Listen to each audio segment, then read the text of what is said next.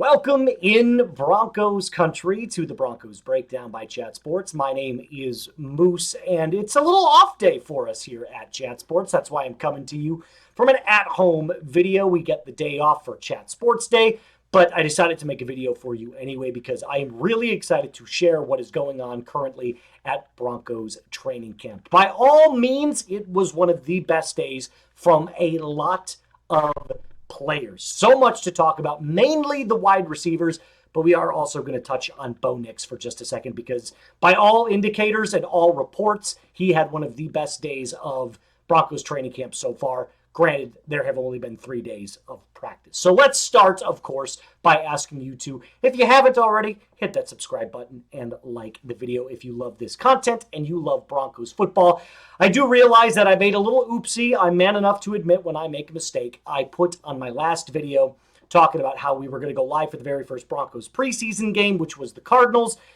That is not the case. We are going to be going live for the first Broncos preseason game, which is against the 49ers on August 9th. So we will also be live for that game. So subscribe if you want to join us for watch parties surrounding the Denver Broncos. Let's talk about what was going on in training camp. So Bo Nix is the first one that we just kind of have to mini touch on here because by all accounts, he had one of the best days of his entire training camp. He looks fluid. He looks crisp. His mechanics look good. Calling out the plays looks good. Sean Payton went to the microphone and basically said that today was the first day that they incorporated third down plays.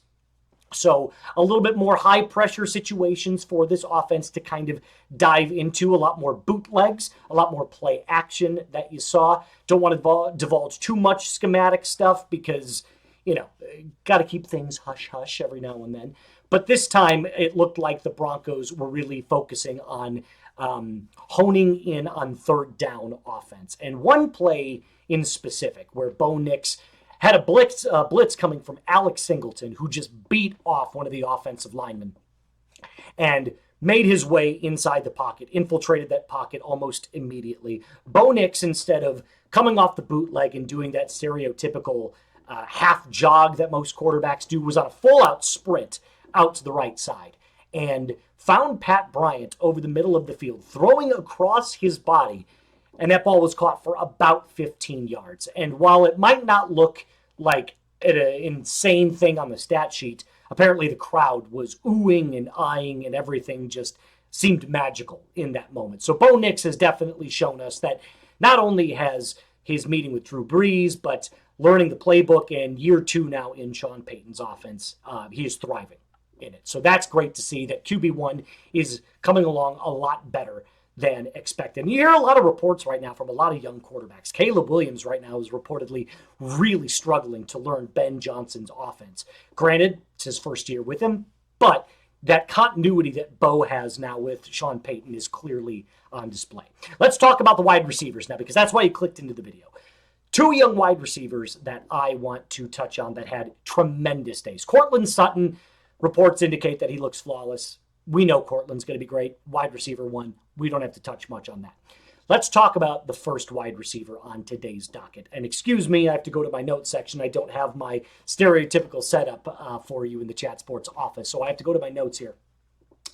First one we're going to talk about is Pat Bryant, the rookie out of Illinois. His development is coming along a lot faster than people expected. That's not to say that he was a project, but there were a lot of concerns about his lack of breakaway speed. He only ran like a 4.6 40 in the 40-yard dash at the combine. That's pretty slow for a wide receiver. Is it everything? No, it's not everything, but you'd prefer your receivers to be faster. With that being said, he is finding space in the open field, especially across the middle. There were a lot of reports that the Broncos ran a bunch of cover 3 today on defense, and Bo Nix tore it apart. And Pat Bryant was one of those players that seemingly was just open on almost every single play. It's clear that he could not only emerge as a wide receiver 3 option for Bo Nix year 1, but perhaps even a wide receiver 2 for Bo Nix. And I'm not counting Evan Ingram in this because he's a tight end. So out of the receivers, it could go very, very shortly. Courtland Sutton, Pat Bryant. He's got reliable, soft hands, and it looks effortless. He also appears to be a lot more built than a lot of people gave him credit for. A lot of these young wide receivers, they come in kind of lengthy, right? They need to put on a little bit more muscle. Pat Bryant looks the NFL prototype. I mean, he's built. He's ready to perform. Now, the main question is, how is he going to fare against the rest of the NFL cornerbacks? Well, I can tell you this. If you are carving up Denver's secondary in practice, albeit no pads yet, pads start coming on Monday, you're doing something right, because this cornerback room is going to be really, really good. So if you're beating Pat Surtain and Riley Moss and Jahdae Barron and Jaquan McMillan, you are clearly doing something correct. The second guy that I kind of want to touch on here is Troy Franklin, who has clearly taken the next step in this offense. Seeing him get more reps out of the slot is something that the Broncos are going to try to work in, it clearly seems.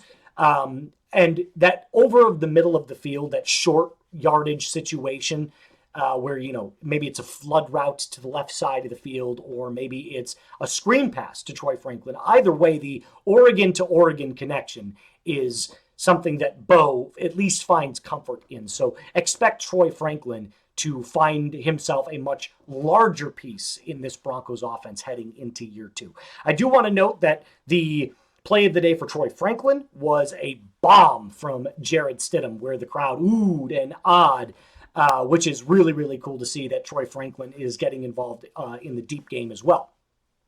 And he's got that speed, right? He and Marvin Mims are going to be your speedsters. They're a little bit smaller, a little bit more frail, but that quickness, that speed element is something that, you know, on a jet sweep, get Troy Franklin involved. Same with Marvin Mims. Screen passes going to be utilized heavily.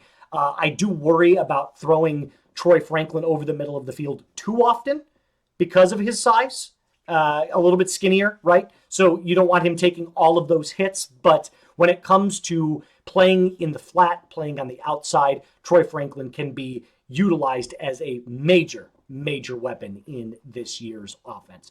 The pass rush, a little bit of defensive notes, looked excellent today. We kind of expected this.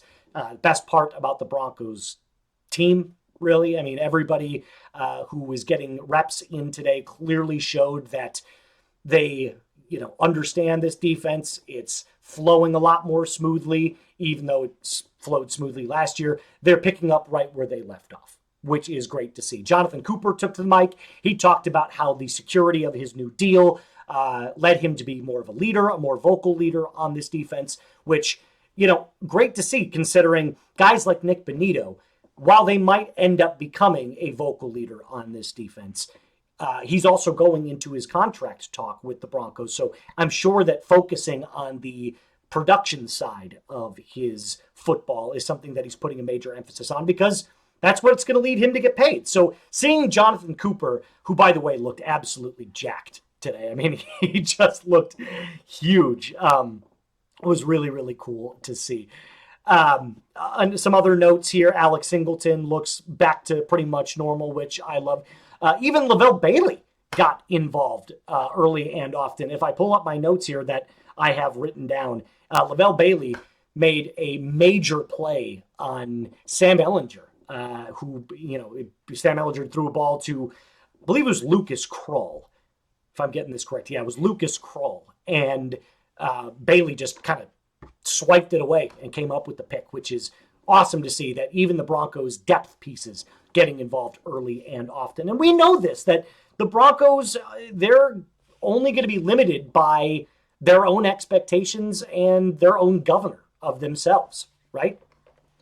There should be no reason, at least in my opinion, that with guys getting better like Nick Bonitto and Zach Allen being at the top of his game, the prime of his game, and guys like Jonathan Cooper, Jonah Ellis getting involved, Dondre Tillman, who's going to get more snaps. There's no reason this Broncos pass rush can't hit 70 sacks in 2025. I know I said 60 a couple of weeks ago because it's hard to replicate that dominant force that the Broncos were last year on defense, but I got to tell you, we could be looking at one of the best Broncos pass rushes, maybe ever. And I don't take any, that's not me blowing the smoke, right? That's not me being hyperbolic. I think there is a legitimate chance that this defense could be one of the greatest Broncos defenses we've ever seen. Only time will tell, and limited by, like I said, their own expectations and their own governor. How much are they going to put foot on the gas pedal is essentially what it comes down to.